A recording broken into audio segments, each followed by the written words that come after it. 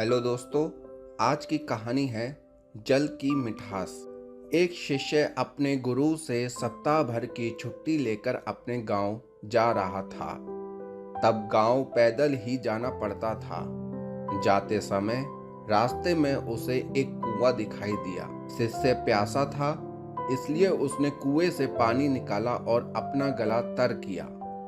शिष्य को अद्भुत तृप्ति मिली, क्योंकि कुएं का जल बेहद मीठा और ठंडा था। शिष्य ने सोचा कि यहाँ का जल गुरुजी के लिए भी ले चलूं। उसने अपनी मशक भरी और वापस आश्रम की ओर चल पड़ा। दोस्तों, अगर आपने अभी तक हमारे चैनल को सब्सक्राइब नहीं किया है तो कर लें और साथ में बेल आइकन दबा दें, ताकि आपको हमारी नई कहानियां सबसे पहले आपको मिले। वह आश्रम पहुंचा और गुरुजी को सारी बात बताई। गुरुजी ने शिष्य से मशक लेकर जल पिया और संतुष्टि महसूस की। उसने शिष्य से कहा, वाकई जल तो गंगा जल के समान है। शिष्य को खुशी हुई। गुरुजी से इस तरह की प्रशंसा सुनकर शिष्य आज्ञा लेकर अपने गांव चला गया। कुछ ही देर में आश्रम में रहने वाला एक दूसरा शिष्य गुरुजी के पास पहुंचा और उसने भी वह जल पीने की इच्छा जताई। गुरुजी ने मशक शिष्य को दी। शिष्य ने जैसे ही घूंट भरा, उसने तुरंत पानी बाहर कुल्ला कर दिया।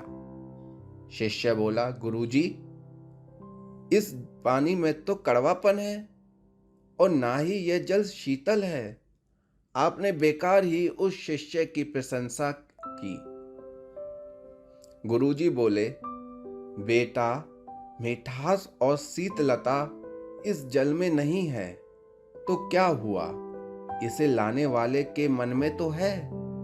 जब उस शिष्य ने जल पिया होगा तो उसके मन में मेरे लिए प्रेम उमड़ा। यही बात महत्वपूर्ण है। मुझे भी इस मशक का जल तुम्हारी तरह ठीक नहीं लगा, पर मैं यह कहकर उसका मन दुखी करना नहीं चाहता था। हो सकता है जब जल मशक में भर गया तब वह शीतल हो और मशक के साफ ना होने पर यहाँ तक आते आते यह जल वैसा नहीं रहा। पर इससे लाने वाले के मन का प्रेम तो कम नहीं होता है ना। जी हाँ दोस्तों, कहानी की यही सीख है कि दूसरों के मन को दुखी करने वाली बातों को टाला जा सकता है और हर बुराई में अच्छाई खोजी जा सकती है। दोस्तों, अगर आपको यह कहानी अच्छी लगी तो कमेंट बॉक्स में ज़रूर बताएं और आपको ऐसी अच्छी अच्छी कहानियां मैं लाता रहूँगा।